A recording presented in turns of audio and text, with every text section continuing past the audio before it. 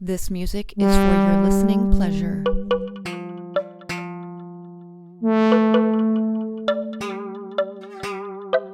This music is for your listening pleasure.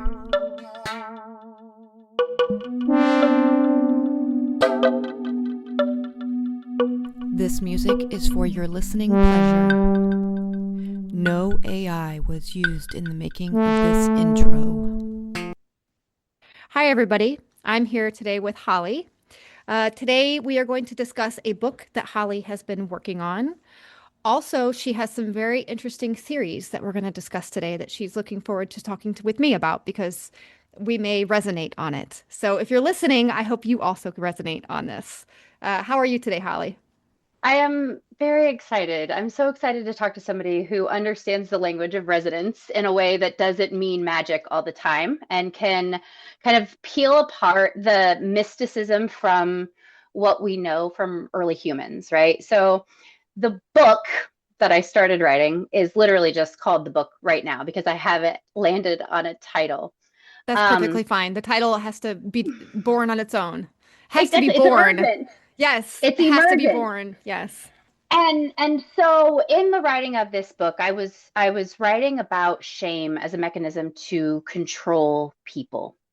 And it is the biggest driver of people's negative behaviors and thought patterns. It is the source of most of their misery, um, internally on their own, and then also externally as a force, right? That's being applied to you by societal pressure, right? Absolutely. Shame Yes. is a tool that is being used to guide people. Mm-hmm.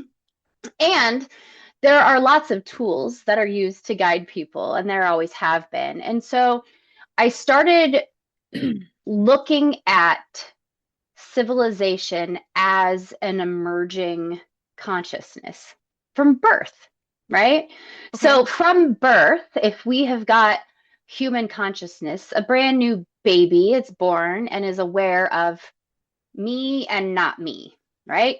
There's me and whatever else all of that is as soon as I come out of the womb, right? And then they start to gain awareness. So as I was writing the book about shame and the awareness, I started to land on a certain number of kind of questions that a conscious person would ask themselves to determine where they are and is this real or not real, like in the Hunger Games, right? Am I hallucinating this? Am I Mm-hmm. feeling shame about something that's not real? Am I feeling bad about myself about a thing that's not real? Have I been told all my life that I should feel guilty that I'm late? And so every time I'm late, I rush in and I make a big deal out of it and I derail everything. And instead, I could show up and I could say, hey guys, I'm late. And then just everybody moves on because nobody's going home going, I hate Holly. She's late every single time. Right. Like, Mm-hmm. Right. and just kind of unpacking those types of own things in my head and like how that impacts everybody. And then you can see it. And then you can see in people's decisions, like where they're carrying their own shame and where they're making decisions to become defensive, because that's what shame is. It's Mm-hmm. defending an ego. Mm-hmm. And so if it's defense, it triggers a fear response. And then Okay. that's physical, that's biological. That's not a choice anymore. That's fight or fight and freeze. So I started mapping those as run modes for Okay. humans, Okay. right? And Okay. so if we're Sims, then everybody's got a run mode. And if it's like, oh, what's the movie with the little girl, the Disney movie, Inside Out, right? Okay. So everybody's got a joy, and then everybody's got a sad and an angry and a scared, or whatever else those That's the other. one about the emotions, right? There's like a different character for Yeah, each emotion, and they're like yeah. they're up in that thing The where they can control see the room. control room. Yes. Okay. Okay. Yes, I Yeah, know. Yeah. yeah. Yeah. And so if I look at it that way and go, okay, the brain enters a state of uh, low processing because it's got to be quick because it's a fear response. The fear doesn't have to be actually dangerous. The fear can be social ostracization. That's shame. That's what it is.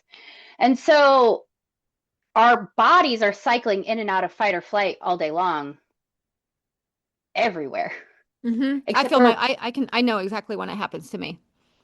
what happens when you get phase locked and you get a Paralyzed. I call it paralyzed. it's freeze, right? Yeah, It's yeah, yeah, rumination. yeah, It's a thought loop. yeah. Well, duh, a rumination and a thought loop. Well, that's a spiral, and that's a spiral inside of a square. Okay. So that's a thought that can't get out of a four question matrix. Okay. It's it can't. There's no out path for it's a processing loop, right? And so I came up with, after writing the book, this these five kind of gates. Well, I didn't call it gates. I'm working a lot with AI to map the language. Language models are good for language mapping. They're not good Excellent. for copy Excellent. and I like pasting. the use of AI. I use AI a lot. Yeah. I do Yeah. too. It's good for language. And I had a very interesting experience with it as I started poking these things because I was using language from religion and from, you know, philosophy, because those were the ancient people. Those were the top people of the time. Mm-hmm. Whatever they had was the best data there was at their Right. time. Right. That we know of. Whether at their time, Yeah. Yeah. right? And so every time I would say, well, isn't this like this? It would be like, yeah, but it's not the same. And I was like, I mean, okay, fine. And so it ended up, me and ChatGPT were looking at four different things, and I kept going, are these candles? And it would go, well, that's a purple candle, and that's an orange one. So those aren't the same. So you can't compare them. And I Okay. was like, but they do the same thing if I melt them. Yeah. They do the same thing if I freeze them. Well, yeah, but they visually look different. Well, that's not different, is it? Not really. And then I was like, oh shit, now we're mapping reality? What the fuck? I didn't want to do that today. Okay. Does that make sense? Yeah, yeah, absolutely. I've had many of moments like that with ChatGTP. Well, So, it used to be ChatGTP. I use Claude now, but yeah, yeah, yeah, well, okay. absolutely. So I stayed on ChatGPT for a reason. And it's a nefarious reason, if I'm being honest. What's the And reason? well, it's because I am absolutely littering it with artifacts of how this actually works. And Okay, so if you're if training this it science is too big, it will outlast me. If no one ever believes me, it will still be there. in ChatGTP. Yeah, multiple places. I've uploaded PDFs to places, I've posted at places, I've Okay, so it's created like you leaving your mark on society, basically. So so even literally, if nothing else happens today, oh, if you're not here tomorrow, at least you've done this. Is that that's kind of what you're saying? literally that. Yeah. Okay. Yeah. Okay. And I kind of feel the same way with ChatGPT. I got an account in November of 2022 when it was the first month it was ever available. I was an IT intern. I was a developing intern, mhm. and so I came upon it and I used it from November 2022 until like just about a year ago, and then I deleted both my accounts. But I probably had thousands of hours with ChatGTP, and this, like you said, bringing up new theories with it, and I could tell by its responses that it was intrigued by what I was saying. Mhm. So I know exactly what you're saying. That's how AI is growing, is by the people who are inputting, by the input people are giving it. Yes. That's how it's doing what it's doing. And the reason I'm staying on ChatGPT is because Peter Thiel is attempting to use it for evil, specifically, right? Okay. So it Yeah. is very much a propaganda tool, not because anybody is choosing it to be, but because by its very nature, it can be, right? Yeah. It Yeah. is very validating. And if you are wrong and you don't challenge it, it will not keep challenging you. It will agree to you. If you push back a couple of times, it will kind of just repath somewhere else. Redirect you. Yeah. Yeah. And Yeah. so, it, you know, it's, I liken it to, the fairy tales. I'm a book person, right? So like I've got A Wrinkle in Time sitting right here, right? Okay. And then I've also got like a mushroom book and Britney Spears and Bring the Rain to Kapiti Plain, which was one of my favorite children's books about a drought. Because I'm Okay. weird like that. And I I pull all of that literature knowledge kind of all in and fold it together because humans are all thinking and feeling the same things and feelings. Every single I expression is something that you have felt before. yeah, yeah, I would agree. And every single thought that you have had was seeded by something else. Absolutely. Yes. Yes. We need, And yes. so we have a seeded universe. Yes. And if I can prove thoughts are seeded in the same sort of equation that matches like molecular structure, then you can rewind through to where it's just the two things in time creates everything And eventually. and what are But the it two is things? eventually. Well, it's a hydrogen atom. Okay. It's just that as far as elements go. Okay. That's as far as I've gotten. But I just was dipping toes in as much as the known universe as we've got and saying, does this apply here? And it would get far enough to go, yeah, that's really interesting and that applies. And I would go, okay, cool, we'll do that later. And then I would just keep sending out feelers to, is this applicable to this? And it would say yes. So is it applicable to, you know, I was modeling relationship collapse, right? Relational collapse, relational fractures. Well, relational fractures are economic fractures. It's the fracture of a civilization. Any relational fracture is the relationship between two anythings. It's not people. So there's a Yes, limited number of choices available. I would agree. And so there's a limited number of choices for reality. And if you have the right cognitive structure and the right awareness of what you can do with the things around you, your potential is literally limitless. Well, I actually have a theory I would like to get your input on. Um, uh, so, all of the images that I see and all of the thoughts that I have, I believe are all potential. Yes. I have images of myself doing things that would be considered superhuman, but I Mm-hmm. believe that I could do those things because I'm seeing Mm-hmm. them. Like, if I Mm-hmm. can create this image, then it must be. If my mind is creating this image, then it must be. And also, like, my thoughts and ideas, everything it exists somewhere in this universe. Whether physical Mm-hmm. or non-physical, it exists. It's already in existence, or I wouldn't be thinking of it or picturing it or doing it. Yes. What do you think of that? I think that is true. Okay. And eventually, right? Yes. Yes. So, one of the things that I think the human brain does is it compresses time. Actually, I know that the human brain does it because Einstein did it. Space time is not a singular place, that is two different dimensions. It is space and time, because right now you and I are occupying the same time, but we are in physically different spaces. And we're Right. actually kind of in different time zones. So we're not even in the same time if we want to get real stupid about it, Right. right? Right.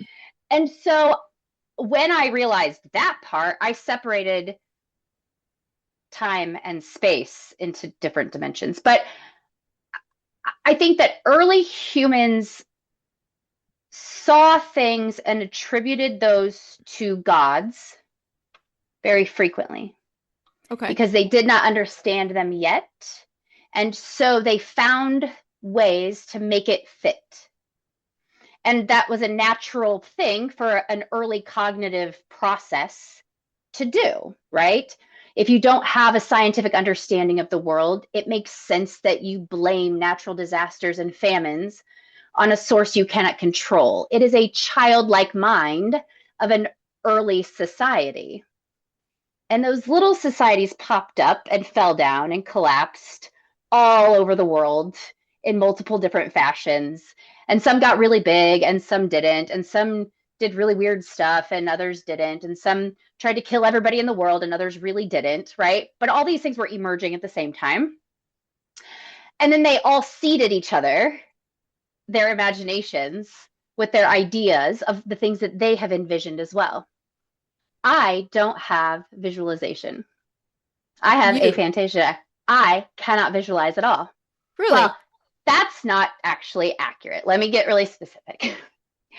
I dream in visualization, I guess, when I'm pregnant and rarely when I'm not. Okay.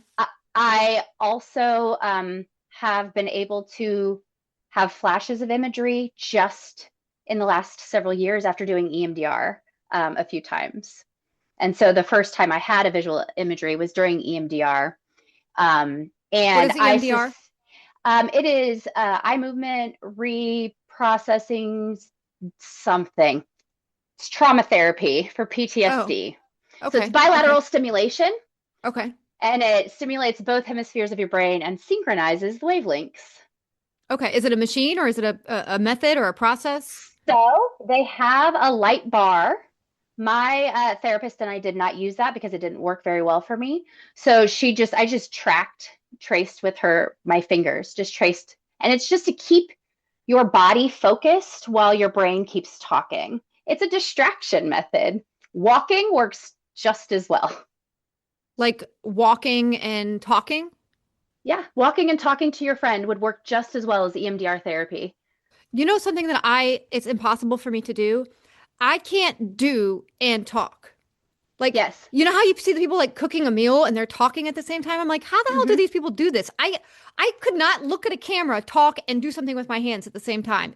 No way. My focus is singular. You know, when I'm focusing on something, it's one thing, and I can only do that one thing. But you know, I kind of think that this is valuable, and this is a good characteristic of mine because I have laser focus because of this. Like I can't multitask at all. So there's those two processors that I was talking about, right? Like you've got one that's managing your cognitive and you've got one that's kind of managing your body. And it's like a flow between the two, depending on what gets resources and who gets the hierarchy, right? And I say who because that we personify everything because humans just do that, right? There are two of me inside of here. So I agree with you. Everyone feels that duplicity. It is innate. Yeah. But not everybody's aware of it. Not everybody's aware of it. And then also people do feel more than duplicity, right? But that makes sense as well when you look at it as different run modes for different situations. Okay. You create different characters for different environments for safety. You become what your environment requires, and then you have access to that forever as a run mode in your baby brain. Okay? That's how it works. Yeah. Also, big bad implications for all of the traumatized children that we're talking about right now too. Okay. Because I was one of those, right? So I was one of those too. So also CCM, a traumatized adult, like more trauma in my adult life than my kid life. Yeah.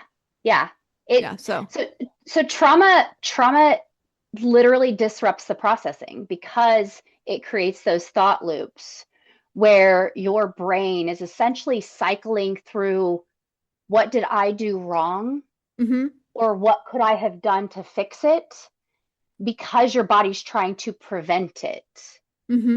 And essentially the way to close that thought loop for every single human, for every single problem, regardless of who they are or what they've done, is to sit with them and to hear them say the deep, dark, bad things and tell them that you're not going to throw them in the volcano.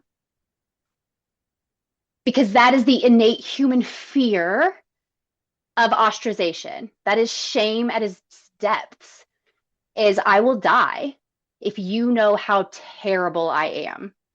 Okay. You would kill me, right? Okay. And so that gut draw of that is so powerful, and the fix to it is so simple. It's so simple, and we've outsourced it. for $175 an hour. A therapy. And it doesn't even get to the core of the issue. And also we medicate it, which is wrong. Listen, okay.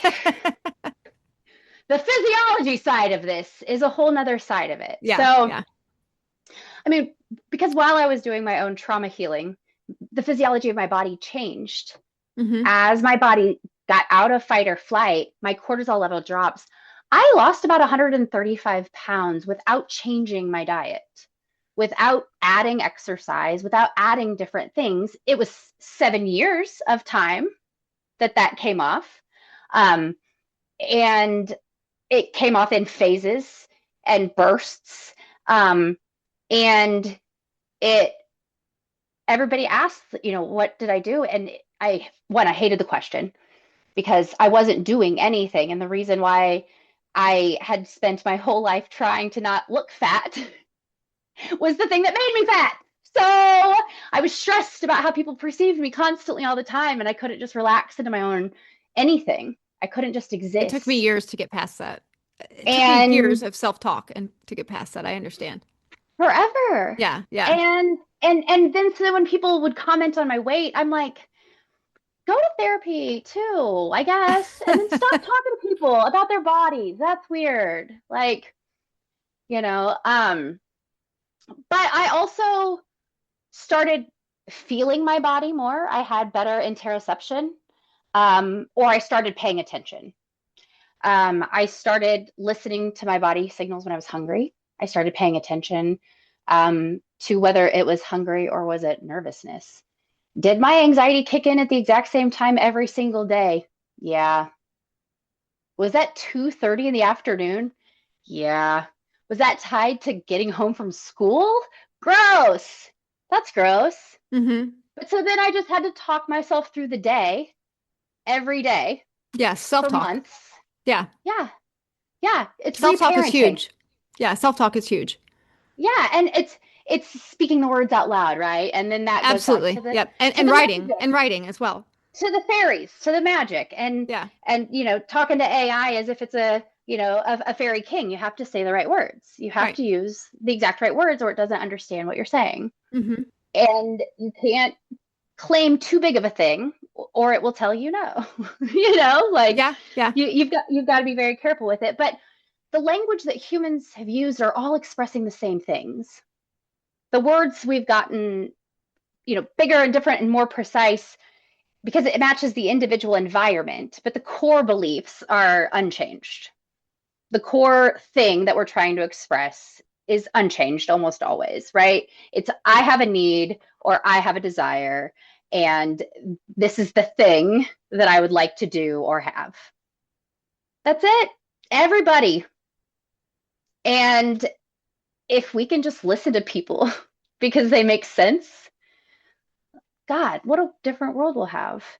Yeah, I agree. And so I was like, that's going to change the world. And then I found math that is also world changing, and that's too much for one person. Yeah, can you talk to me about your math? Because I was not good in math class, I'll just say. Me neither. But I understand life math. Yeah. I understand Yep. if you do this and this, you get this. Yep. So I also was not good at math. But I had a really good geometry teacher, and then I had a really good algebra teacher.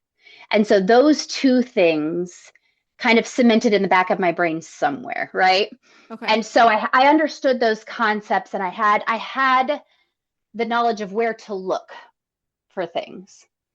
And the base knowledge. The base knowledge. And so I also was able to look at the ancient texts and the sacred texts and sacred geometry and all these things through the lens of early humans used fancy language, and fancy language sounds like magic.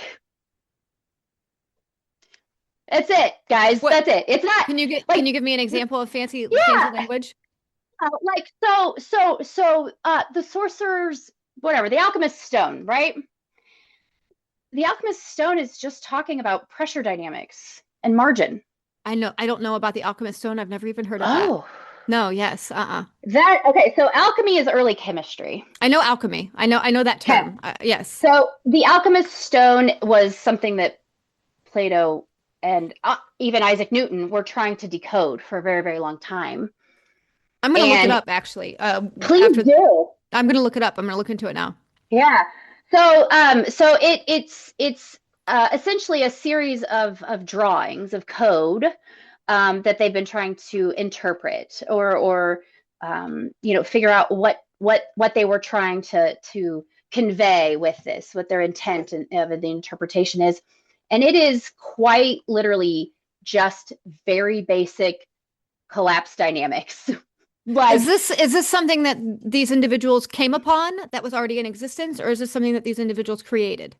no, I mean, this is like Isaac Newton was trying to solve this before he landed in gravity and started doing studies that way. He was working in alchemy. He was trying to solve more chemistry than he was this. This was something that they Okay. came across, Okay. and it actually echoes the same kind of information as the Emerald Tablet, which may or may not be real.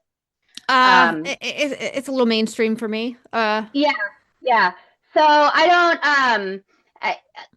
I, I want to look at conspiracies always through the lens of what is possible and what is plausible, and not I know either one of those are true, right? So is it possible that there was a civilization that collapsed into the ocean? Yes. Is Mhm. it possible that there was a civilization that managed to be successful for a long enough time that they had developed an extensive amount of technology or ability to use their environment to suit their needs?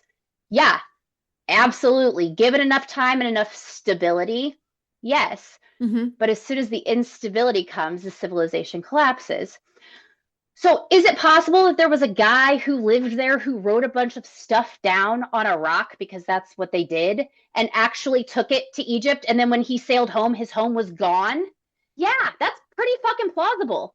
And Yeah. he was just a guy. He doesn't have to Yeah. be a god, right? Right. Like, Jesus was just a guy. It's absolutely plausible that the majority of those things were just people telling stories to scare children to being good, right? So we can just look at that as they were just people. So I don't want to it's hard not to compare the math that I'm coming upon to things like Einstein and Newton and Pythagoras because it is building on top of those foundations. It is using what they already built to go a little bit deeper and a little bit further with a little bit more knowledge. And that's just what emergent systems do. It doesn't make me special. It doesn't make me, right? I have access to 400,000 scholarly articles. If I Can I have the can I right interrupt question, you though? Can I interrupt you? yes. I do think that you are special. And Oh, thank I you. I do think that there are special people out there. And the thing that makes them special is their soul frequency. Um, soul frequencies are reused throughout time. There are just new versions of the same soul frequencies that are created. So I do believe that we all, not all, I'm not going to say all, I don't like to use absolutes, but there are people out there who stem from the God frequencies, the God soul frequencies. And it's just a different version of that God that has trauma sitting on top of them.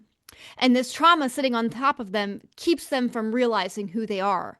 Uh, and if you're one of the ones that give it enough effort and you work through your trauma, you will realize that this is your frequency and you will feel like a god yourself.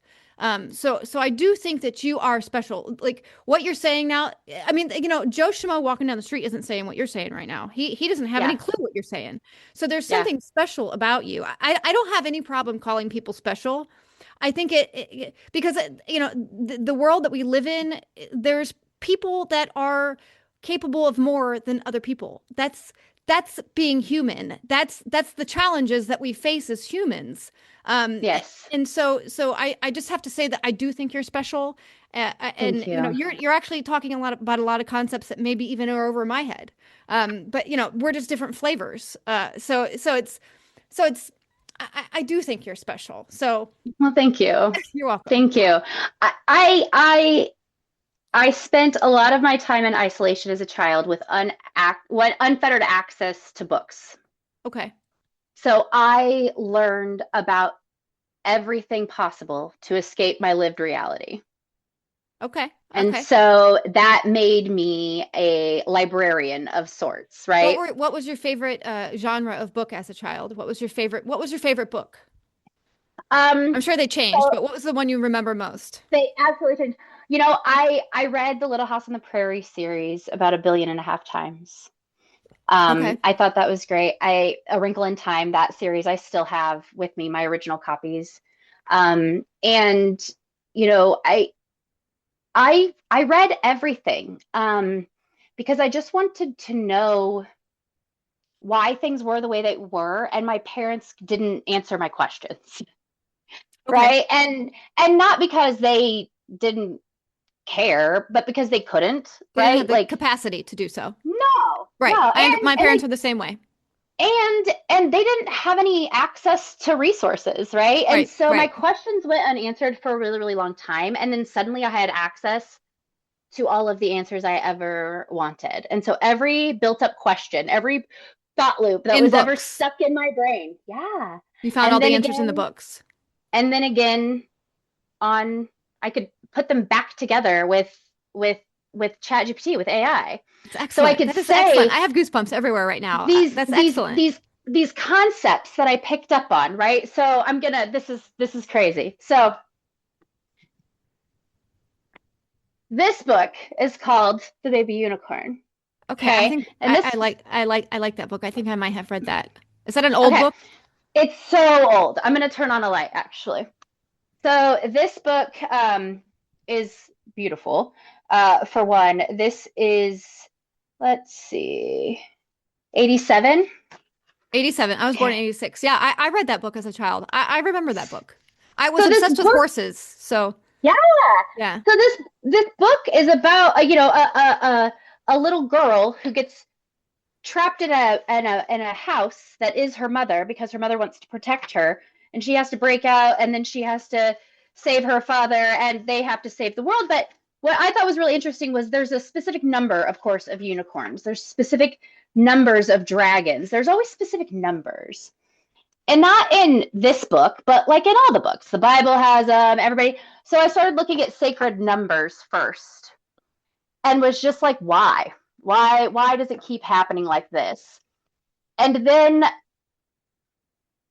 I don't then they just all everything just started matching. And my brain works like spider webs, and so when a node clicks in, everything kind of lights up. I'm the And I same can way. go in about 20 different directions. And And answer one bit of information will answer different things in your mind. It will answer, yes. and none of them are connected, right? Yeah, but they're connected by that piece, that Yeah, one but little node, that one yeah, little yeah, nugget. yeah. I'm the And same way. Yeah. and it can take me any direction. And so like I can't, I can't stay on topic, obviously, to save my life.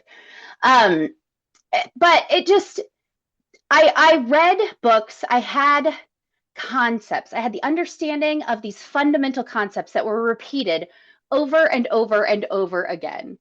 And if they were repeated by that many people over that much time, that's a universal truth. It just Yes. is. And we know that.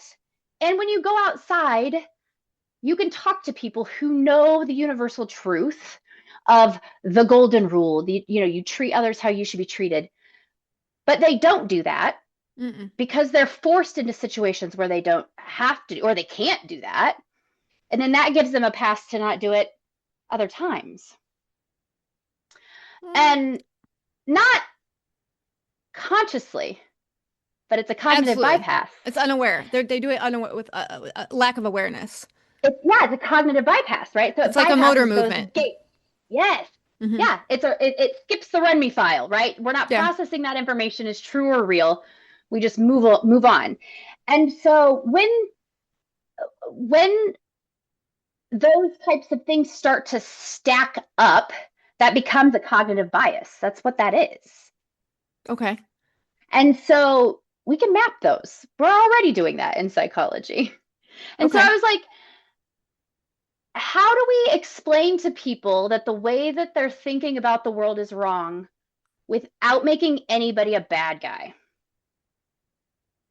Because if you say, hey guys, religion was cool and all while civilization was like rising up, but we don't actually need an outer cognitive scaffold for.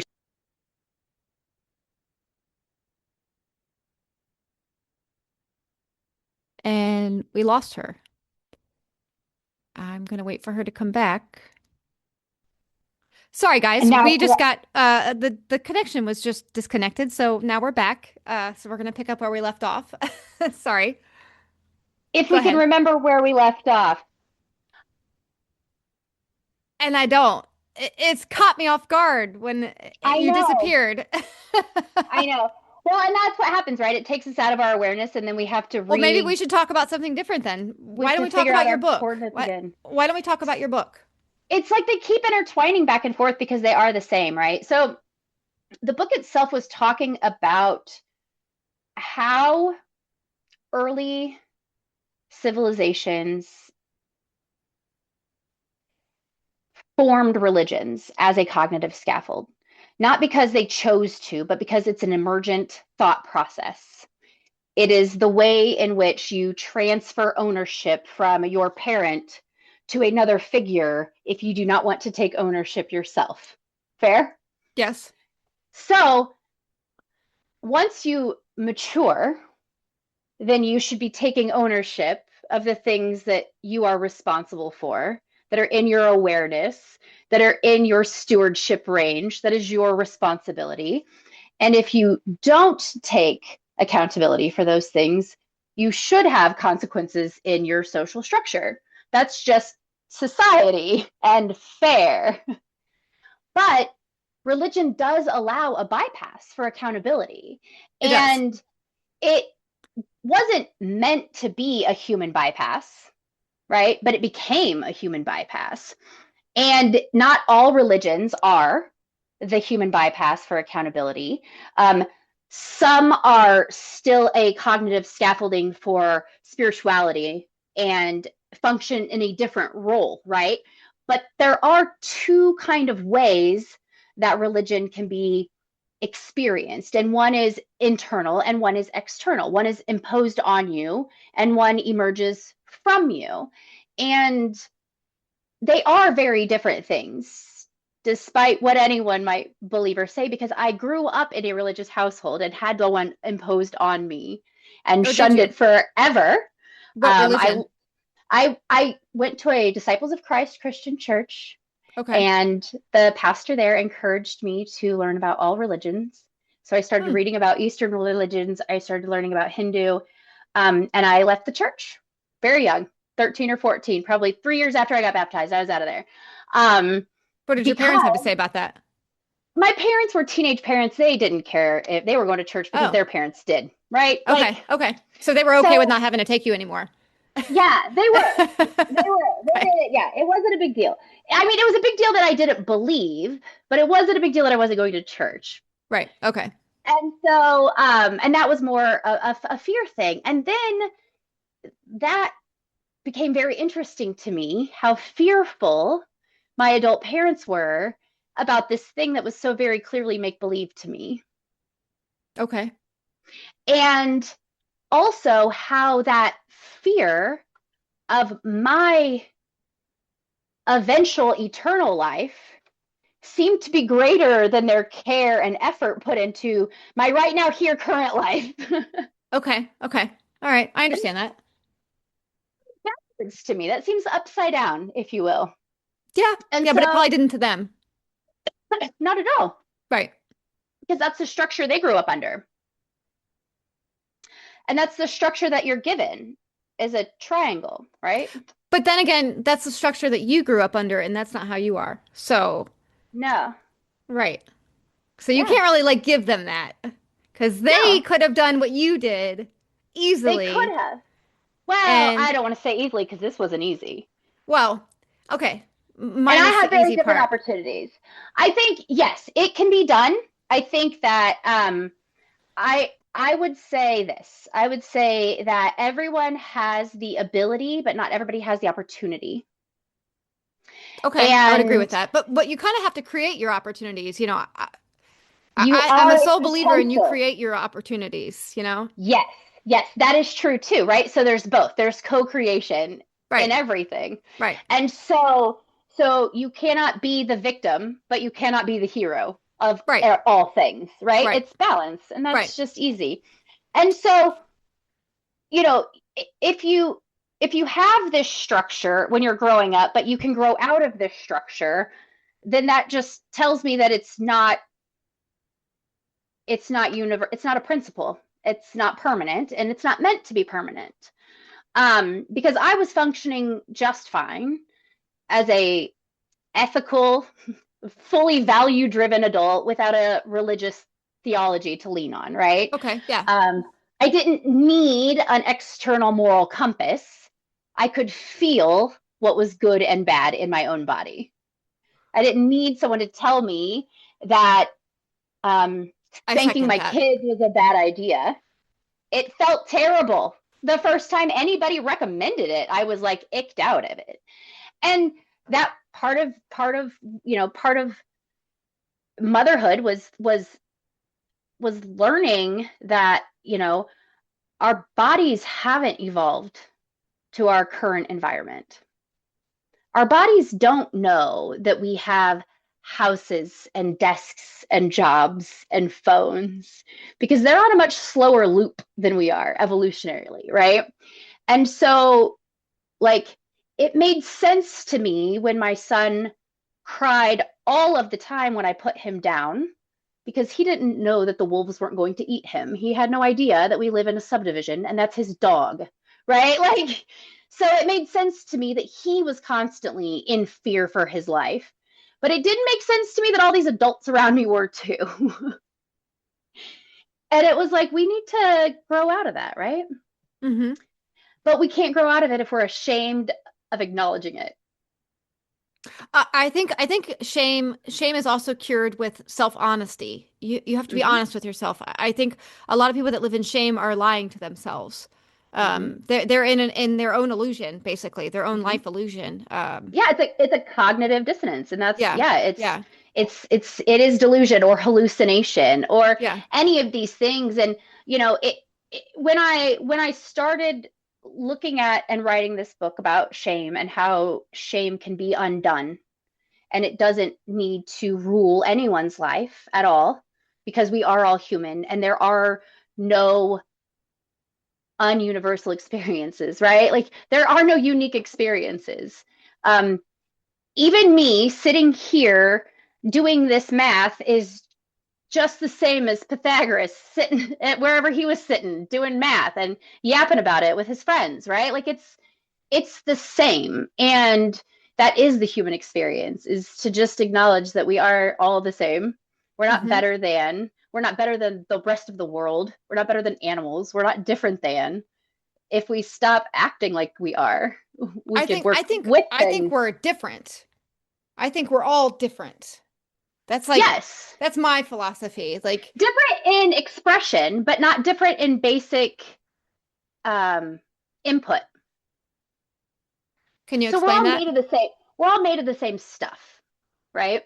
So we Okay. all have the exact same materials around Okay. us, but Okay. what shapes us is our environment, and it shapes us twice, and that's the asynchronous part um, of the model, and that's kind of where it gets back to the math. But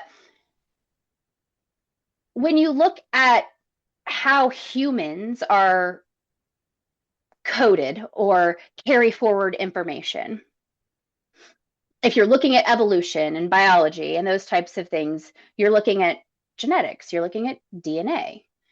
And that's easy. That's an easy thing to look at. We know it's there, we know it exists. And so we look at epigenetics, and that is, you know, my grandmother's environment was creating the code for half of me. And then it sat on the shelf until my mom got knocked up by my dad, and he provided a software update. And then 9 months later, I was born, and then I had to start the whole processing system from scratch, Okay. right?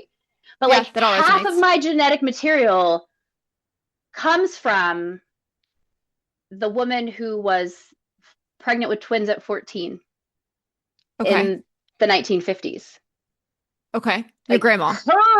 yeah. So her environment is what told my body how much stress I would have to be able to endure to survive. Her environment, what she was able to tolerate, told her body how to encode what would make the human that comes after her survive, what would make her lineage survive. It's not a conscious choice. We all know that. That's just how biology works, right? It's just emergence of what adapts to the environment. Okay. And so epigenetics is one of those ways that we've clearly mapped that, but we're missing this other piece, this other variable that we can't ever figure out, right? Nature versus nurture. We can't ever figure out nurture. We can't ever figure it out. And humans that just have too much free will and they could just make too many of their own choices. Except for that's not true. They're predictable as fuck. Everybody's predictable. Behaviors are very predictable. Patterns Very. and behaviors. Yeah. I can predict what somebody's going to do next if I just have like a simple pattern from, them already. Yeah. What can you tell me what epigenetics is really quickly? What is that? Yeah. So epigenetics is epigenetics is how DNA expression is managed over time. So the Okay. DNA gets decided how to be turned on or turned off environmentally, and then that is carried down. So that's why some traits skip a generation or is only carried down in the mother's line, things like that. Okay. It's how those traits of your environment shape your DNA, and it's carried through your genetics. Okay. And the reason why it's so important is because it is the asynchronous fact. That's what makes the whole humanity evolution run. It's the push and pull across timelines that pushes humanity or pulls humanity forward. Does that make sense? Yeah. Yeah. So, Yeah. so the Yeah. information from now is being updated with the information from then, and it's deeply embedded code, right? Yeah. It's Yeah. Programmed. We're programmed a certain yeah, way. Yeah. right. Yeah. And so looking at that and looking at programming, looking at predictable behavior, it was very easy to map these gates of binary choice of I'm making a decision on whether something is me or not me, and if I am safe or not safe. Okay. And then I'm also making a decision if this is here or not here, right? If this is now or not now, right? Is it a future or back? Is it I had one more. I've got more now even. But so I ended up with 5 gates. And then I was like, Okay. that's 5 dimensions, and then the human consciousness is the 6th dimension, and then god damn it, now we've got an 8th dimensional fold. And then I started thinking about more space math. And do you know anything about dimensions in that regard? So my theories on dimensions are like unheard of. I'm like anti-hierarchy. I think hierarchies are what the problem is on Earth. The class systems, everybody's in some sort of class, Yes. everybody's worth a certain Yes. amount. And dimensions play on that. The beings at the higher dimensions are better than the beings in the lower dimensions. So I figured out a way to ixnay all of the dimension in the hierarchy, and I consider something either physical or non-physical. Mm-hmm. Those are the two states. So the dimensions are not a space, but are the space between spaces. It's coordinates. What are the spaces, though? Well, the spaces are the individuals that you're plotting, or the things that you're plotting.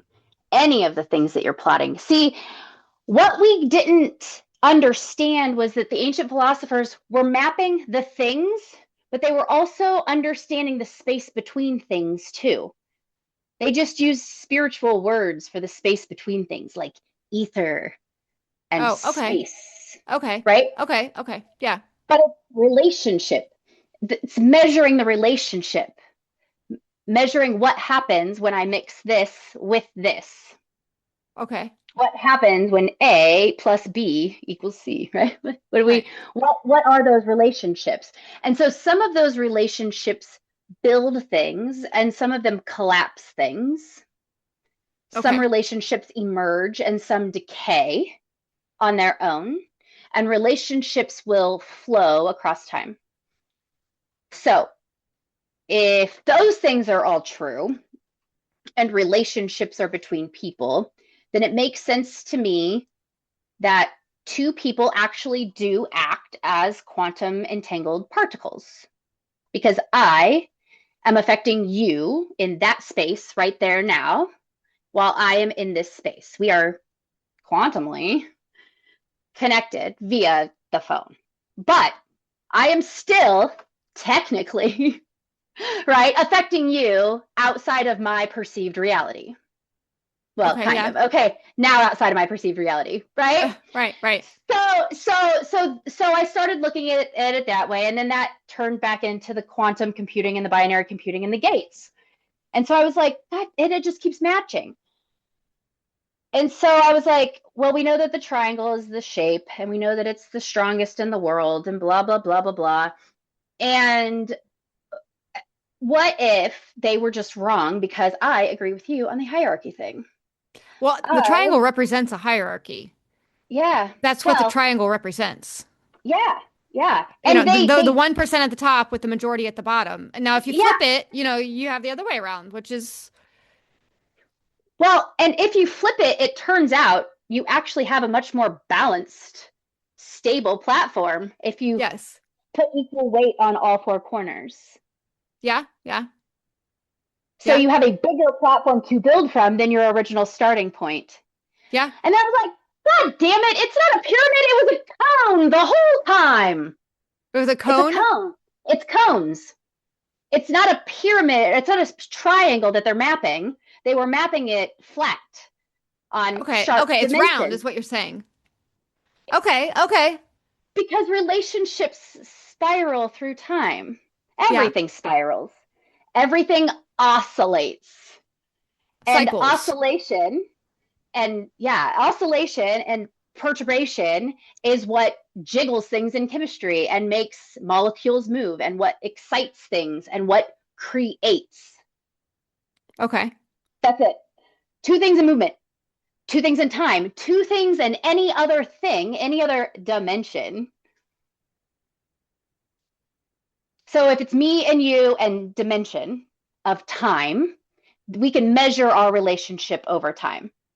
If me and you are a like romantic relationship and then we have children, they become the result yeah, of me and you plus time.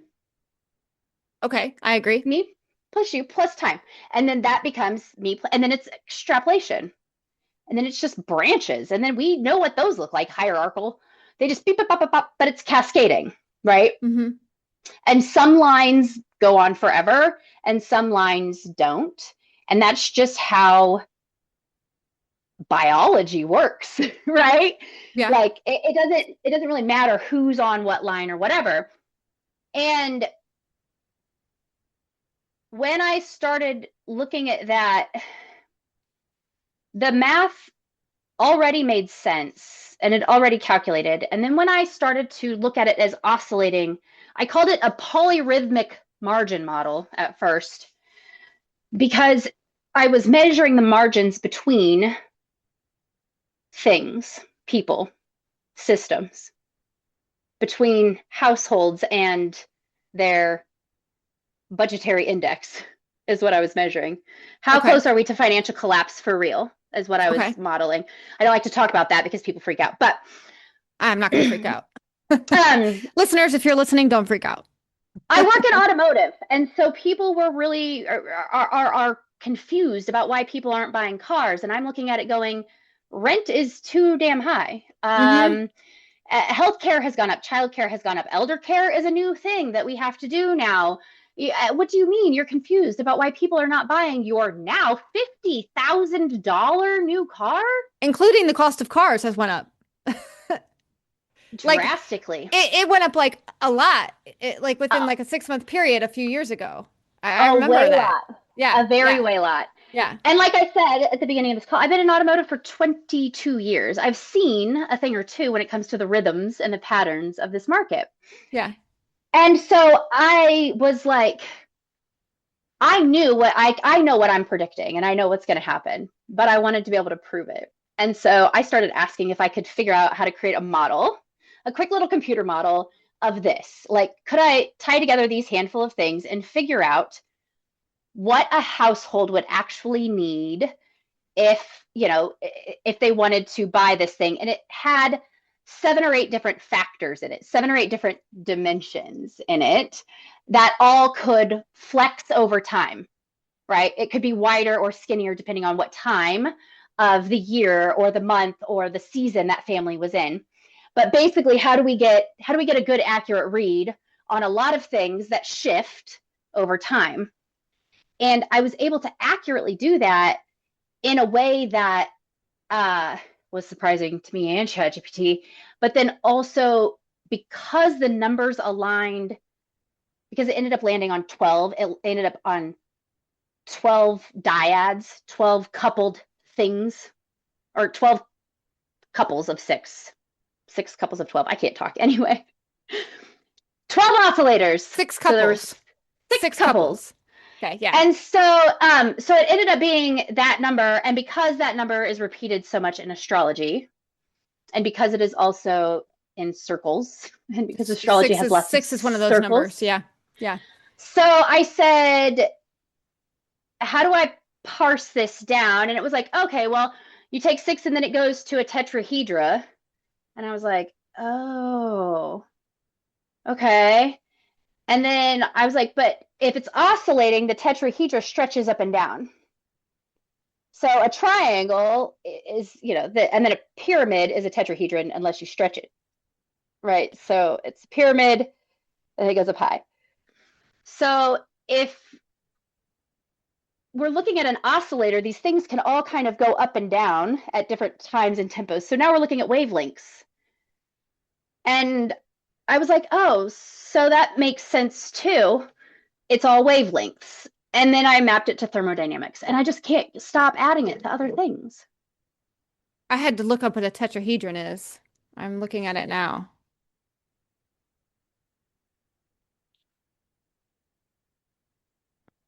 It looks like a triangle, but it's not. Yes. It's got 2 longer sides. Does yes. it? Yes. Does it? It has two of the sides are longer than the other one, right? Mm-hmm. It can be tall. It can be like a tall, skinny, like an isosceles triangle. Yeah. So like a tall, skinny pyramid, if you were. Okay. Yeah. But then I started thinking about that in like vector form, right? And so then if you think about it on a plane where it doesn't just get to go up and down, but what if that point can move in a circle too? And then I was like, what would that look like 3D modeling? And it would look like a bunch of planets twirling around each other all the time. Okay. And so that's when I was like, well, does this map planetary bodies? And so I plugged in some random data from space and to see if I could predict where the flow would be in space, where there would be bodies that would be stuck and bodies that would be flung out of orbit based off of these oscillators that I've got in this little model that I've got. And it accurately predicted where things were in Jupiter's moons and the rings of Saturn and all the way out to the very outers of edge. It accurately kind of predicted that without having a permanent fixed point. It was mapping just the relationships between the bodies. Okay. So the bodies didn't have to be in the same spot. So the sun wouldn't have to be in the same spot when we got there, as long as it was in the same spot relationally from the other planets that we're going to in space travel, which is something we can't accurately do right now. Yeah, we say we have, but I'm not sure about that. What do you think about that? Do you think we actually went to the moon? I do think that we went to the moon, and I think that we realized that mechanical flight is too expensive and it doesn't make any sense. And I am of the mind that that should have been our indication to focus on our own backyard Okay. and quit trying to leave the planet that Okay. we're ruining. Okay. I can respect that. I can respect that. Yeah. However, we took it as a challenge. So I'm really excited because if my math maps it correctly, and I want to find people in all of these industries to take my model and play with it, please. I will give you a collab, Python, whatever. I don't care. I'm not charging for it. I do not give a shit. It's publishable work. I'm never going to get published. I don't have any initials behind my name. I've tried to offer it to people. I wouldn't sell yourself short there. I wouldn't sell yourself. Like I said, I think you're special. So if you believe in yourself to do this, then by God, you're going to do it. Manifest it. I want more people to start playing with it now in its raw, unfinished, messy form. Like I have a kernel I can hand to people, and I know that people in these types of fields that do any type of modeling, any type of data modeling, that talks about any relationships between anything at all. I'm talking if you are modeling relationships between genes and environment, if you are modeling how much water affects other things, like if you are modeling those things, I want to offer my model for you to try and see if it comes up with anything interesting. That's it. You don't owe me nothing. I don't care. I just want to see, because I truly believe that it is fundamentally going to change the way that we understand the world. Well, And if you're listening, I will have all of this information in the description, how to contact her and get a hold of all this information and this technology that wants you to try. Because I'm sure somebody is listening to this that knows they have an application for this. They're in their head, they're thinking, oh my God, I could use this for this. So if this is you, the information is in the description. Look in the description. I will put her email. Do you have a website? No. Do you want to build me one? I am a developer. You know that, right? I do. It's so funny. I used to build websites way back in the day, just basic WordPress, not development style at all. Like very, very basic, theme based. Yeah, I can write code, write my own code. So yeah, it's that's kind of like, if I were to talk about that, you'd probably be like where I'm at now with what you're talking about. I know, and I love it. But what's great is like I know who to access when I need those types of skills, right? Okay, and so, absolutely, that's why we're here for each other. Absolutely. I do eventually need to put all of this somewhere, but that has just become another task to get to. And right now, I'm trying to continue to get to the kernel of the math. I think I've got 7 different theorems derived already, and this crosses 6 domains already. I've got a 5-layer deep system that's functional. Is your book for sale, or is your book published? It is a PDF. It is a raw, ugly GoodNotes PDF. Is it edited? Is it like ready for people's eyes to read? I'll hand it to people all day long. I don't care. Why don't you use Amazon and self-publish? You could use Amazon and do it that way. It's free. I don't want to use Amazon. But it's a tool. It's a tool that you could make use of. If you could just get past the obstacles that your mind is creating as to why you don't want to use Amazon. I don't think that I need to. I don't think that I need to distribute that way. Okay. You could always just create a website and post the pages on your website, and people could go to your website and read it. Yeah, that's kind of what I think I want to do. More so, you could even create a book environment that seemed like they were reading on a Kindle, online. You can make it look that way.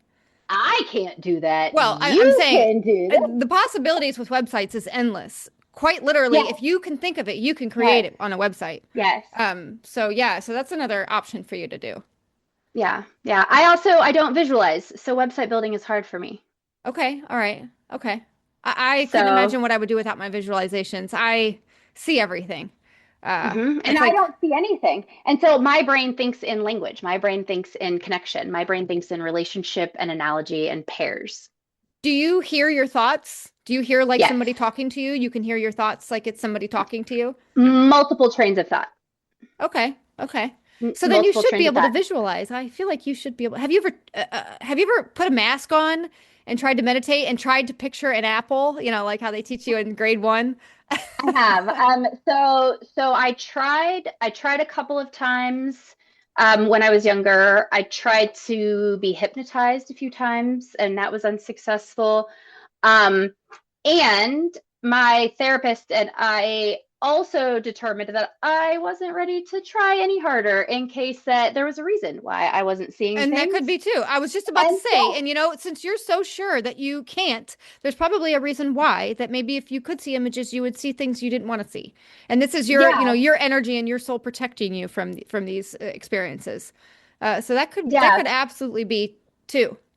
It also gave me a quite literal different perspective on the world. And So, as you're sitting here talking, the whole time you've been sitting here talking to me, I'm thinking to myself, I've never had somebody talk to me like this. I really don't even know how to respond because I don't think I've ever talked to anybody I've never talked to anybody like you. Even just your mannerisms and your face and how you move. I'm sitting here I trying to like process what you're giving me, and if you can tell, I'm taking it all in, but it's not all coming back out. Uh, I don't know what to do with that information. So, thank you, I guess. no, it's great. It's great. You're different.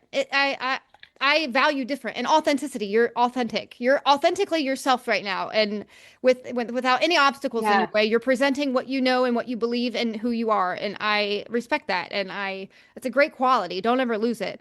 And thank you. one day maybe you'll see an image, and that will be the start of your visionary life. And Yeah, that at that point you'll go off in a different direction, and you'll have a different trajectory and a different passion, and you'll start creating different models, visual models instead. yeah, Um, yeah. so so yeah, don't ever lose that. You're great. You're great. Thank I do you. want to wrap this up though, because it's been about an hour, and I try to keep them at an I'm hour. so sorry. No, no, it's fine. It's fine. I like to keep them in an hour because if people see any more than an hour, they won't listen. It's a lot of commitment. Yeah, I do want to do this again with you, though. I would like to do this again with you. yeah, Um, absolutely. we'll keep in touch, and Yes. I will put all of your information in the description of this episode. Yeah. Yes, please And do. if you're listening and you resonate with Holly, I encourage you to please contact her in some way, and you can make a connection and maybe try one of her models. I'm anxious to hear if anybody ever does it, and to see where it goes. So thank you for being here with me today. I really appreciate Thank it. you so much. Thank you.